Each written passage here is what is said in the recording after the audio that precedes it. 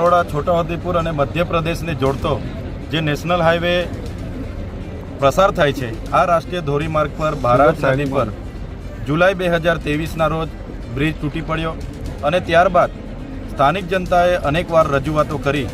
શરૂઆતમાં ડાયવર્ઝન બનાવવાના નામે 2 કરોડ 34 લાખ રૂપિયાનો ખર્ચો કરવામાં આવ્યો.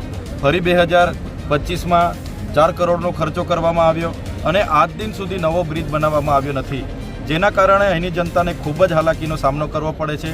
અને જનતાએ પોતાના ખર્ચે અહીં 5-5 વખત ડાયવર્ઝન પોતાના ખર્ચે બનાવ્યો છે અને વારે ઘડીએ સુખી ડેમનું પાણી છોડીને એને તોડી નાખવામાં પણ આવે છે.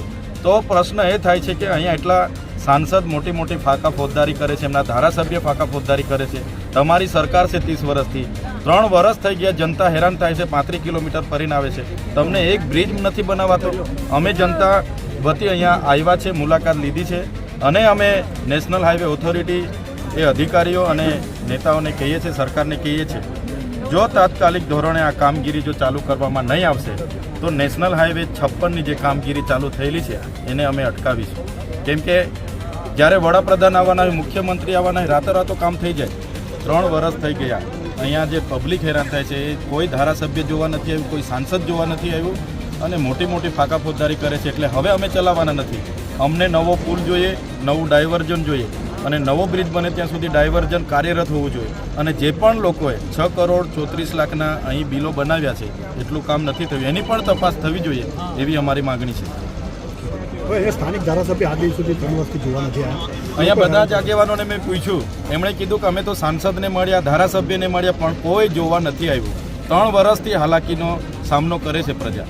ત્યારે 35 કિલોમીટરનો રસ્તો ફરીને જનતા જ્યારે હેરાન થતી હોય અને પોતાની સરકારમાં આ સાંસદ, આ ધારાસભ્યનું કંઈ ઉપજતું ના હોય, ત્યારે જનતાએ હવે આવનારા દિવસોમાં વિચારવાનું રહેશે. સાહેબ, આ જે કાચું ડાયવર્ઝન છે એની પર અધિકારીઓ અને નેતાઓ જાય છે, તો એ શરમજનક વાત ના કરી શકે. જે જનતાના પૈસે સ્વયંભૂ લોકોએ શ્રમદાન કરીને ડાયવર્ઝન તૈયાર કર્યું છે, હવે એના પરથી સાંસદ અને ધારાસભ્ય જતા હોય તો એમને તો ઢાંકણીમાં પાણી લઈને ડૂબી મરવું જોઈએ.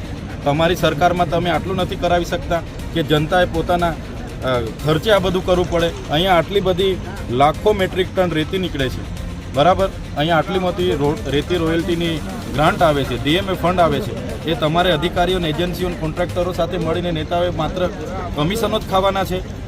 આજે જનતા હેરાન થાય છે, ક્યાં છો તમે બધા?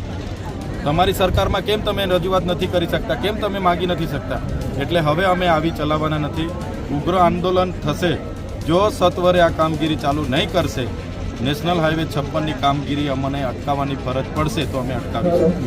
ચેતરભાઈ, સૌથી મોટો એક સવાલ તો એ છે કે 2 વખત જે સરકાર દ્વારા બનાવવામાં આવેલું ડાયવર્ઝન જે હતું એની ગુણવત્તા યોગ્ય ન હોવાને કારણે એ 2 વખત ધોવાણ થયું છે. અત્યારે પણ જે ગયા વખતે જેને બનાવ્યું હતું એ જ કોન્ટ્રાક્ટર અને એ જ ટેન્ડરની અંદર ફરી એ જ ગુણવત્તાયુક્ત બનાવવાનું, એ જ ગુણવત્તા સભર. તમે વિચાર કરો, 6 કરોડ ને 34 લાખના એ લોકોએ ડાયવર્ઝનના નામે પેમેન્ટની ચૂકવણી કરી છે. અહીંયા આપણે ઊભા છે, માત્ર રેતી ભરી દેવામાં આવી છે, મંટોળું ભરી દેવામાં આવ્યું છે અને ભૂંગળા નાખવામાં આવ્યા છે. 6 કરોડ 34 લાખમાં તો સારો બ્રિજ બની જાય, પણ અહીંના નેતાઓ, અધિકારીઓ અને કોન્ટ્રાક્ટરોએ સાથે મળીને આ ભ્રષ્ટાચારનો ઉત્તમ નમૂનો અહીંયા પૂરો પાડ્યો છે. હવે અમે ચલાવવાના નથી. અમને તટસ્થ કામગીરી જોઈએ. પ્રજાના ટેક્સના જે ગ્રાન્ટ વપરાય છે ને એમાં ભ્રષ્ટાચાર થાય છે, એની બી તપાસ થવી જોઈએ. આજે જે જનતાએ પોતાના ખર્ચે ડાયવર્ઝન બનાવ્યા છે, 5-5 વખત પોતાના ખર્ચે બનાવ્યા છે અને એ જનતા એના પરથી જાય છે, ત્યારે અહીંના નેતાઓએ શરમ આવી જોઈએ. અહીંના નેતાઓને તો ઢાંકણીમાં પાણી લઈને ડૂબી મરવું જોઈએ.